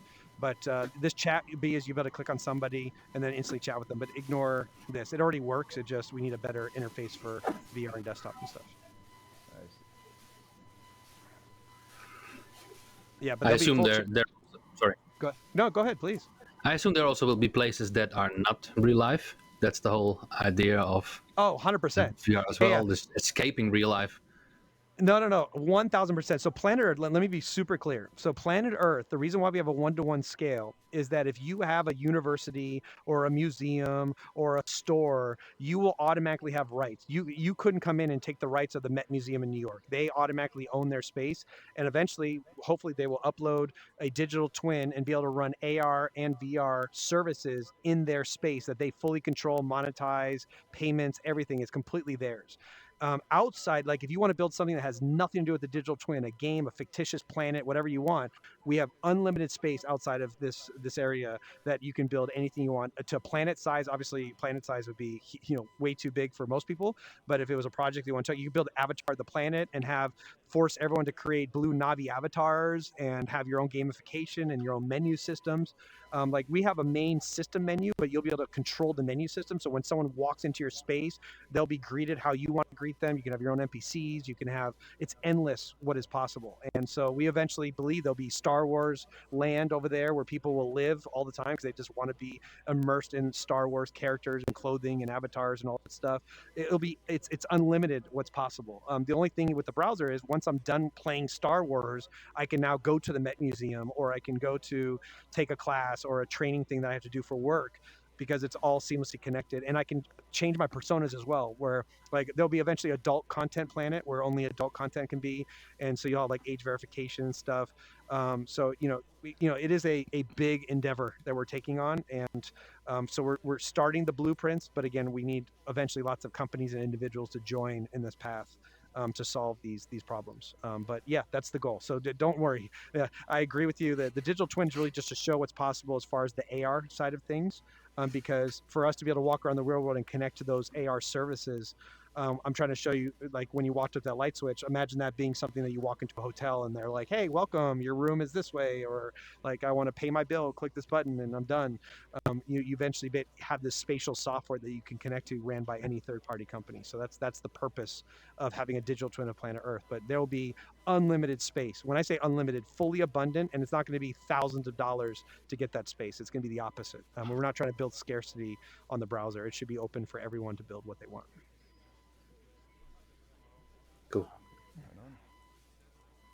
Oh, let's check out your project. I would love to see what you're working on too. First of all, thank you guys for coming in here. It was awesome.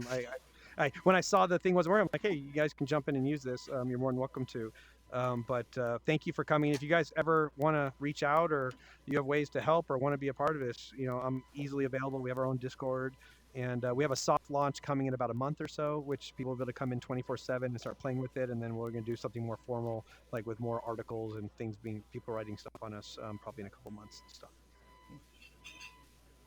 Okay, But so thank you first, guys. nobody leave RP1 because we depend on that for the audio. Don't use me for my audio. That sounds no. I feel used, man. What is that? At least buy me dinner first or something, for God's sakes. Jeez. I thought it was beer in the back. Yeah. Like, anyone want to drink over here? Jeez, I feel abused. It's like, yeah, thanks so much for your demo, but run away. We need your audio. It's like, Yeah, I mean the whole point of this is to be an adjunct to an existing meeting software like Zoom. So your colleagues already know how to use Zoom or whatever, and the point of this is you can just paste a URL into the chat there, and then you can all see the model and interact with it. And if you're in VR, you can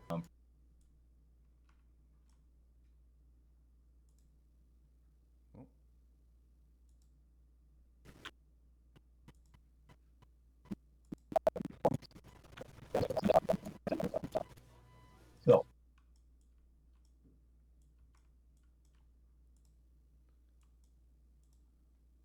it's just designed to fill a hole there. And the other nice thing is it helps show off what VR can do, in that all your viewers don't have to have a VR headset. So you can be the only one with a VR headset, you can do your presentation with your pointers, and everyone else can just view it on their desktop or their phone or whatever.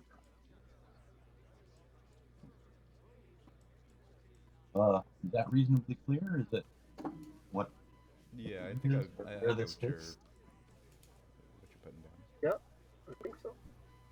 So I can just select the random GLB file and it will.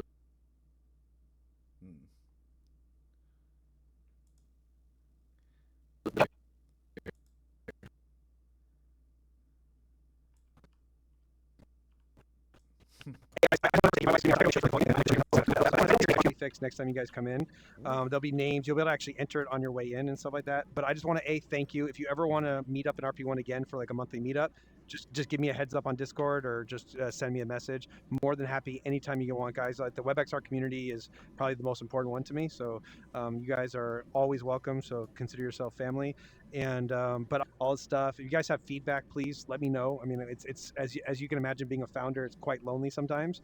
And so if you guys want to give us feedback, compliments, anything you want, it's always great to hear that we're heading in a good direction. I know we're taking on quite a big thing, but I think it's a worthy cause. But I just want to thank you all for everything, and hopefully we'll keep in touch. Okay.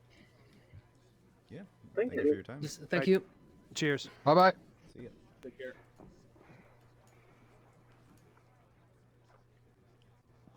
So any comments? I mean, do you think it needs to be a bit different to be useful to ordinary people? The model presenter.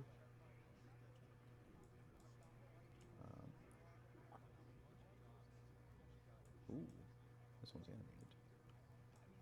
Do you like the color system, so you don't have to pick a username? Yeah, I think that's nice just for Oh, is that why we're different colors? quick differentiation of visitors. Okay. Sure. I think it's good.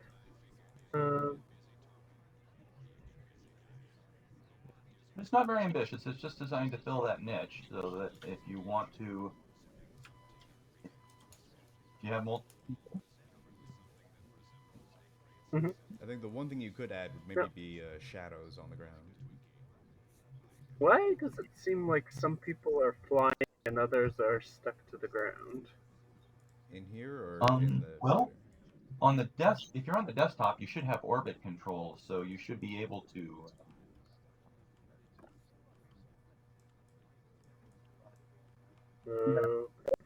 Then yeah, desktop I think is just regular WAS controls. And it would be good to let people select that kind of thing. Lots of control, control. But it seemed a good way to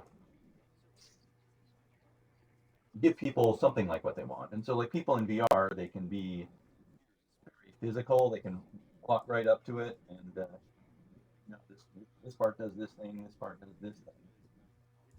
But people on the desktop, they did have navigation controls before, but it was kind of awkward because you had to use a lot of manipulating. If you wanted to go to the backside of something, it was awkward.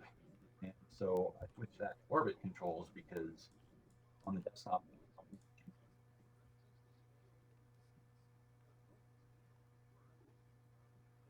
Is there audio? Sorry, what?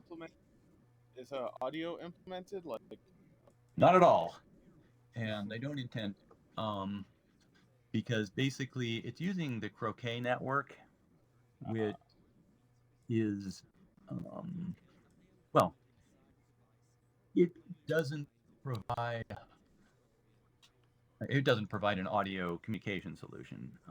It's more real-time state synchronization, and actually, and part of the point of this is while you all got the web app from my server, I'm not running a server to support this. This is using the Croquet network, their network of reflectors. So everyone in the world could use this, and I wouldn't have to pay for server time. And also, don't need to worry about scaling it. Do you need to pay for the network, like the reflectors? Actually, if it got big enough, then they would, then they'd start wanting payment. But okay. Classical freemium model. Realistically, it's not going to get big enough. But I mean, in the short term, basically, I don't have to worry about. I mean, I can keep this up, and I don't have to worry about it catching on in Malaysia and then 1,000 people in Malaysia using it and me having to pay for server time for them. I'm curious, how has the development experience been with Croquet? Because the only other big integration that I can think of that they've had is with Rogue Engine, but I haven't really actually used it myself. Well, this is using the A-frame Croquet component, which is still relatively immature, and I've had to rewrite a lot of it myself. Going forward, it should be a lot easier. The original author did it more as a interesting demo, and I think the A-frame Croquet component more of a production ready.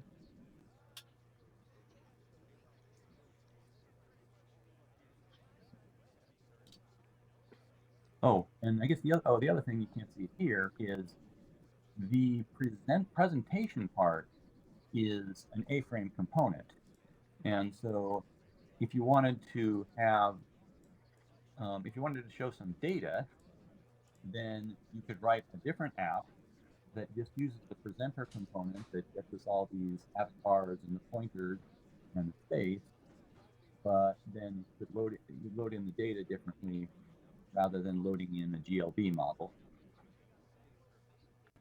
So it'd be really great if somebody else wrote another app using it to show off, because it's a component, and so it's usable in other apps as well.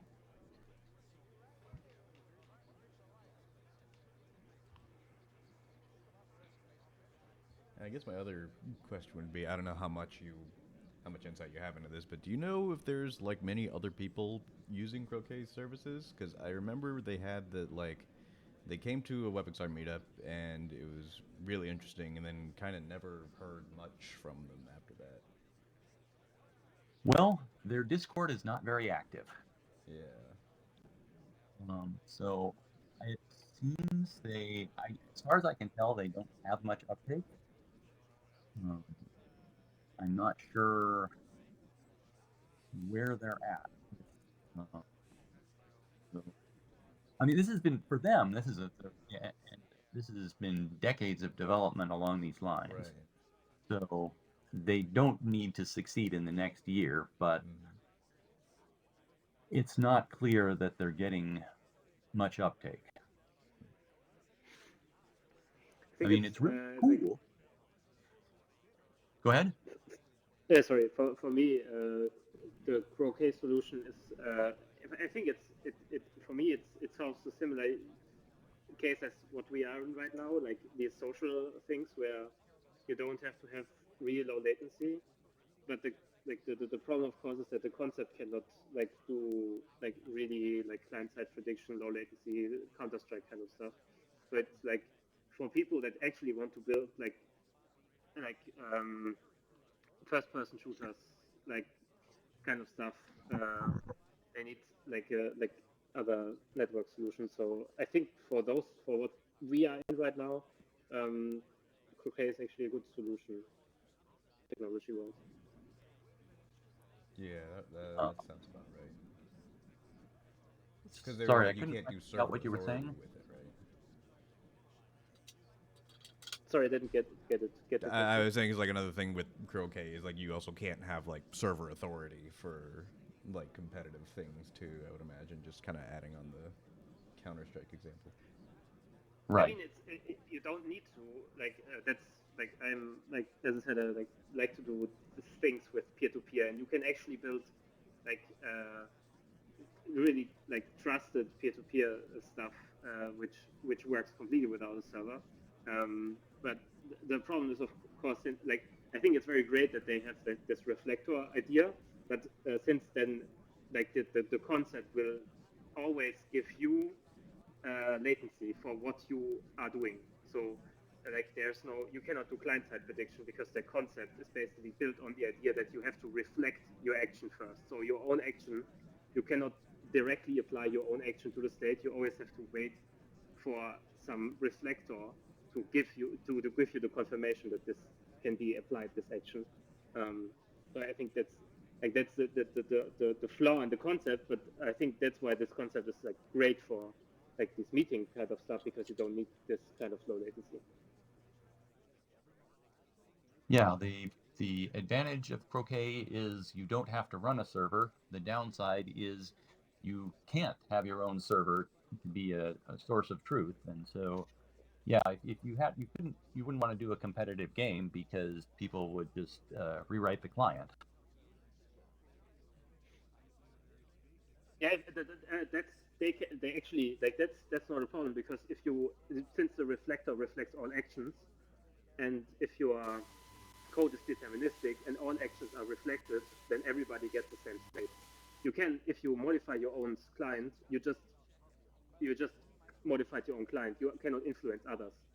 That's the nice thing about the idea. So it is completely safe, because the server is like the one that like the reflector will always reflect the same thing to everybody, because you can trust them.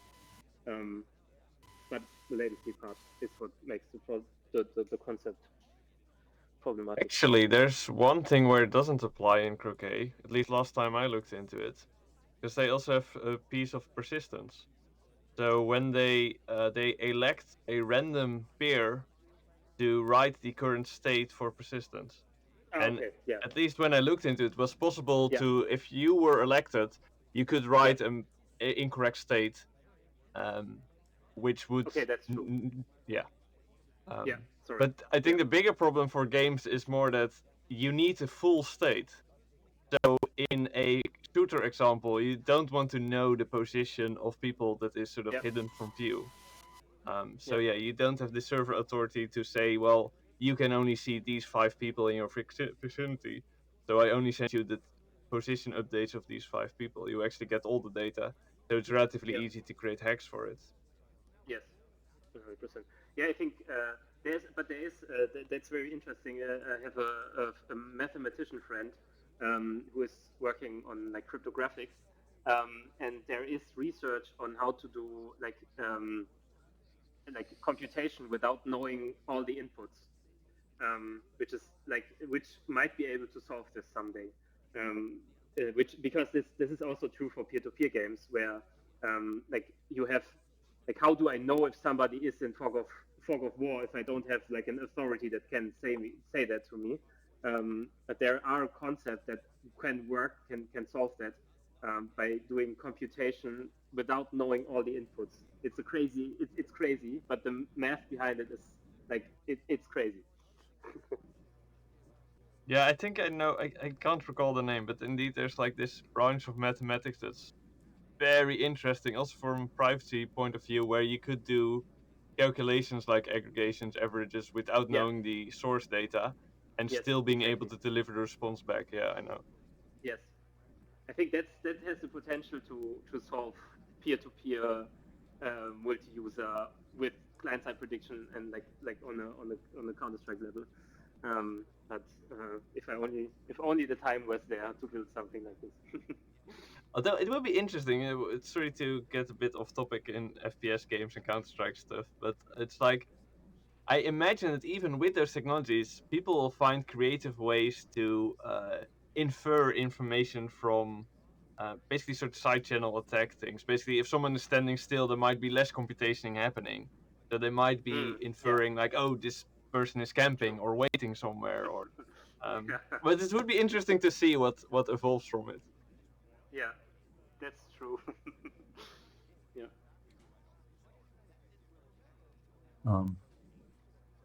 Oh, so I guess, yeah, I would urge you, if you see a use for the model presenter, please do use it. For sure.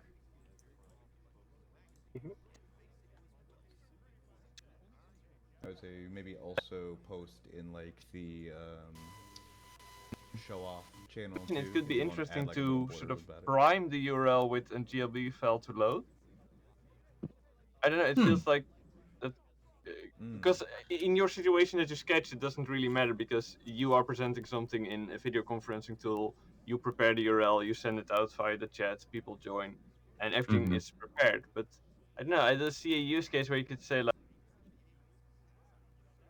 just if you want to prepare it and have like, I don't know.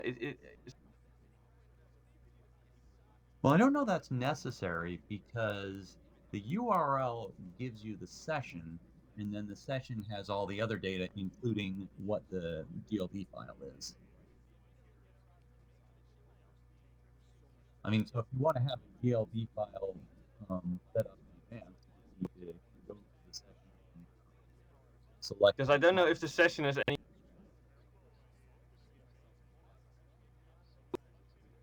Go ahead.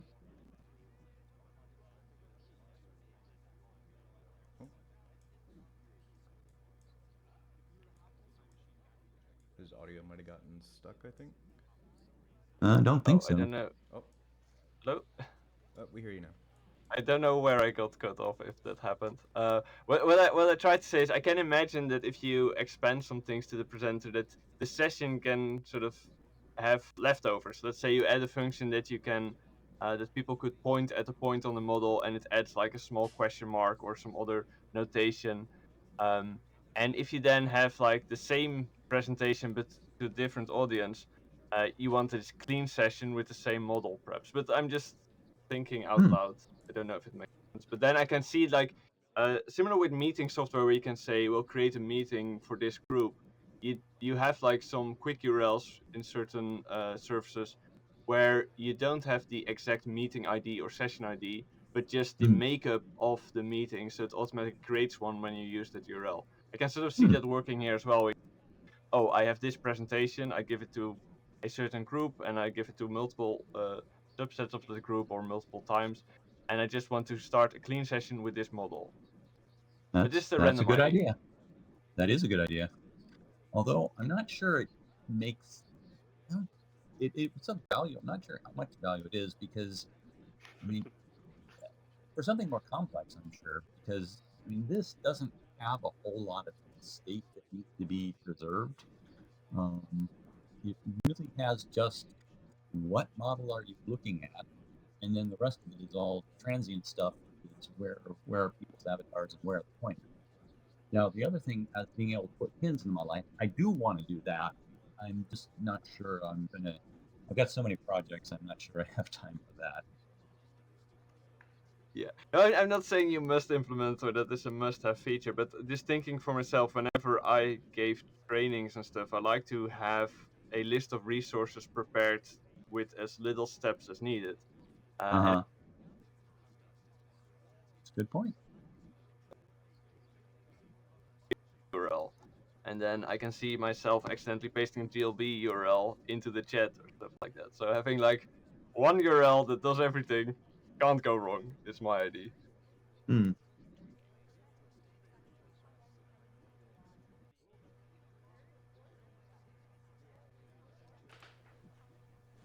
Well, you certainly can have different sessions for different presentations.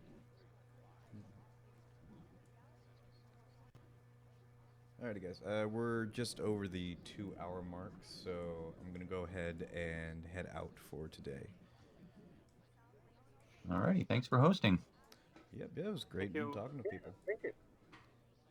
That's very cool. See you guys. Anyone See you. want to Bye. go see the plaza?